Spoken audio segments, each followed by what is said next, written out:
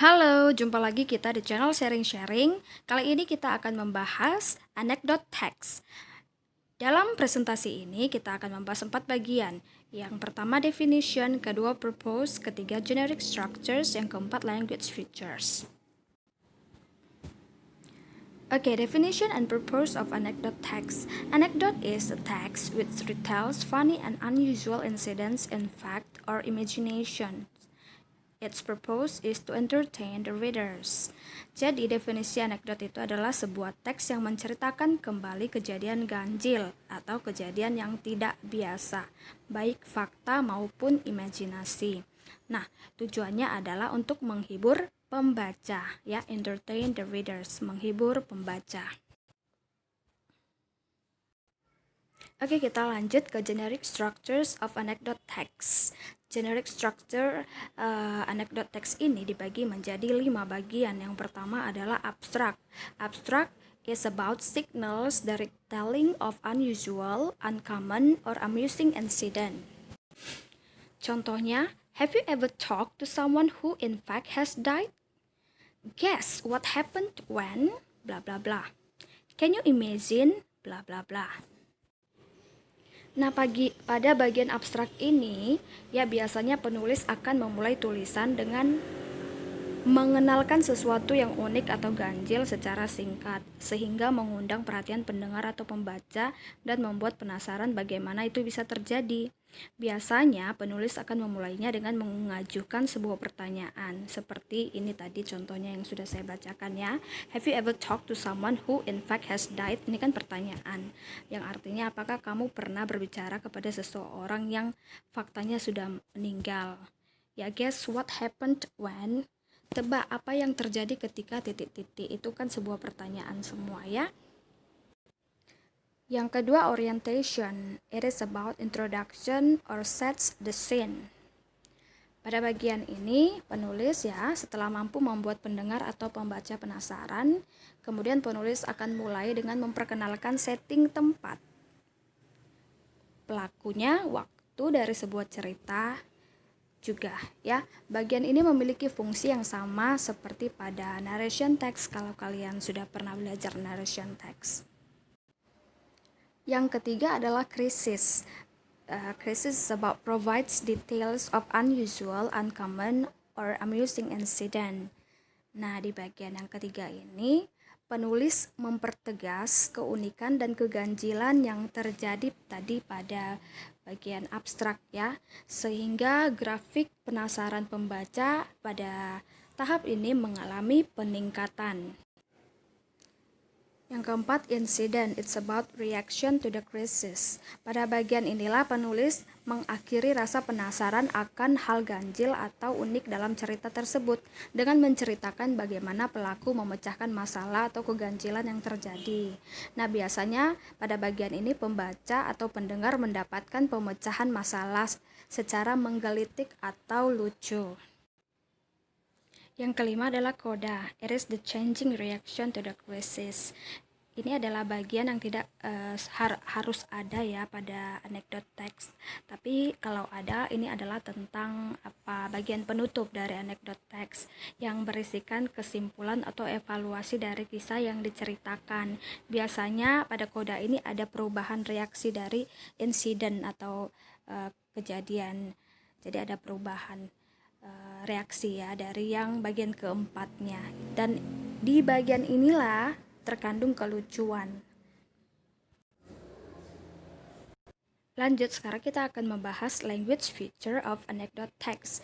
Jadi ada past tense ya, itu anecdote text itu menggunakan past tense, waktu lampau, verb to ya.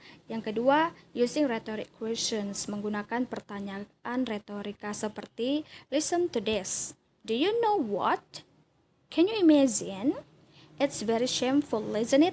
Ya, seperti itu ya bentuk pertanyaan. Kemudian yang ketiga, menggunakan using conjunction of time. Kata sambung waktu seperti then, afterward, etc. Ya, kemudian using action verb, menggunakan kata kerja aksi seperti went, rode, jumped, yaitu bentuk kedua semua ya. Kemudian using imperative sentence, kalimat perintah seperti listen to this, itu kalimat perintah kan, perintah menyuruh mendengarkannya. Kemudian using exclamation sentence, kalimat seru seperti it's awful, it's wonderful, etc. ya. Oke, kita lihat contoh dari anekdot teks dengan judul A Blessing Behind a Tragedy. A Blessing Behind a Tragedy artinya sebuah berkat di balik sebuah tragedi. Saya akan membaca seluruh teks, kemudian mengartikannya, kemudian nanti kita akan bahas bagian per bagian untuk mengetahui yang mana abstrak dan sebagainya. Kita mulai ya. Everybody has a dream. You have and so do I. When the dream will come true, there is something wrong last minute before it. What will we feel? What will we do? There was a black family in Scotland years ago. They were a John family with 9 children. They had a dream to go to America. The family worked and saved. They were making plans to travel with their children to America. It had taken several years, but finally they had saved enough money. They had gotten passport. They had booked seats for the whole family member in a new liner to America. The entire family was full of anticipation and excitement with their new life in America. However, few days before their departure, the youngest son was bitten by a dog. The doctor shut up the boy. Because of the possibility of getting rabies, they were being quarantined for long days. They were in quarantine when the departure time came. The family dreams were dashed. They could not make the trip to America as they had planned. The father was full of disappointment and anger. He stomped the dog towards the ship left without him and his family. He shed tears of disappointment. He cursed both his son and God for the misfortune. 5 days later, the tragic news spread throughout Scotland. The ship, the mighty Titanic, had sunk. It took hundreds of passengers and crew with it. Titanic, which had been called the unsinkable ship, had sunk.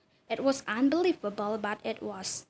The John family should have been in the ship, but because of the bitten son by a dog, they were left behind. When the father heard the news, he hugged the son and thanked him for saving the family.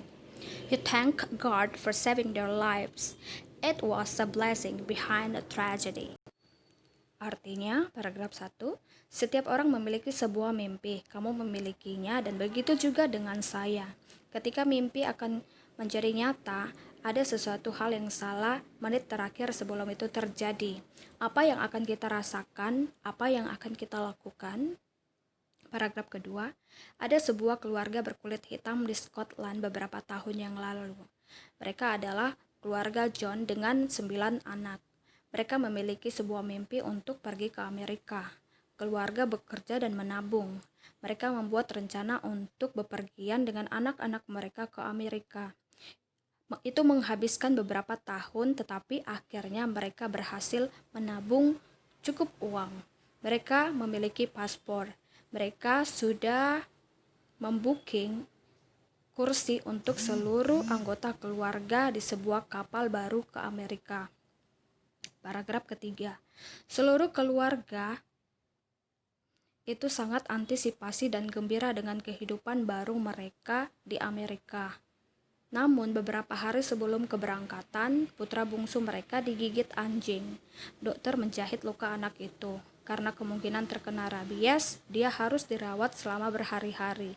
Mereka masih berada di rumah sakit waktu keberangkatan tiba. Mimpi-mimpi keluarga mereka putus. Mereka tidak bisa melakukan perjalanan ke Amerika seperti yang mereka rencanakan. Sang ayah merasa sangat kecewa dan marah.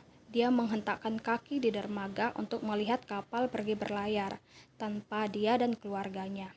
Dia meneteskan air mata kekecewaan. Dia mengutuk anaknya dan Tuhan atas kemalangan yang terjadi. Ini paragraf keempat. Kemudian paragraf 5.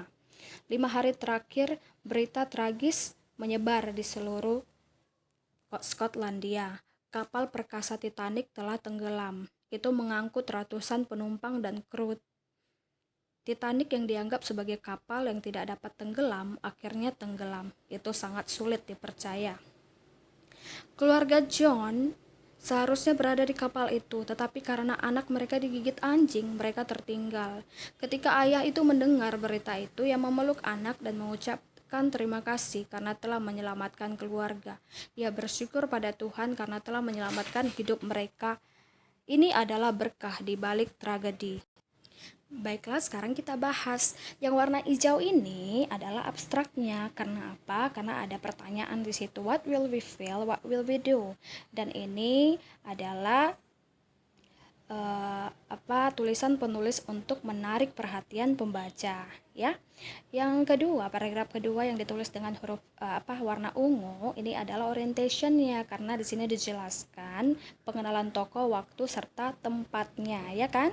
Kemudian yang ketiga dengan warna coklat ini adalah krisisnya. Kenapa krisis? Karena di sini di bagian ini kita menemukan kejadian unik atau ganjil yang telah dijelaskan di abstrak tadi. Kalau misalnya mimpi kita tidak bisa menjadi nyata oleh karena sesuatu hal yang salah terjadi di detik-detik terakhir, apa yang akan kita rasakan, apa yang akan kita lakukan. Nah, di paragraf ketiga ini dengan tulisan coklat kan disebutkan bahwasanya keluarga John akhirnya tidak bisa pergi ke Amerika, ya. Kemudian yang keempat dengan tulisan warna ungu muda ini adalah insidennya. Di insiden ini dijelaskan bagaimana reaksi tokoh akan kejadian mimpi mereka itu tidak bisa jadi nyata, atau mimpi ke Amerika itu tidak bisa jadi nyata, ya. Nah, yang terakhir adalah dengan tulisan biru tua ini adalah koda. Koda itu adalah bagian penutup. Di sini ada changing reaction, ya kan, perubahan reaksi dari tokoh. Ternyata si ayah dari keluarga John family ini akhirnya berubah sikapnya akan kemalangan mereka yang tidak bisa pergi ke Amerika, menjadi lebih bersyukur. Begitu, ya. Jadi sudah mengerti kan? Oke, terima kasih sudah menonton. Jangan lupa subscribe ya.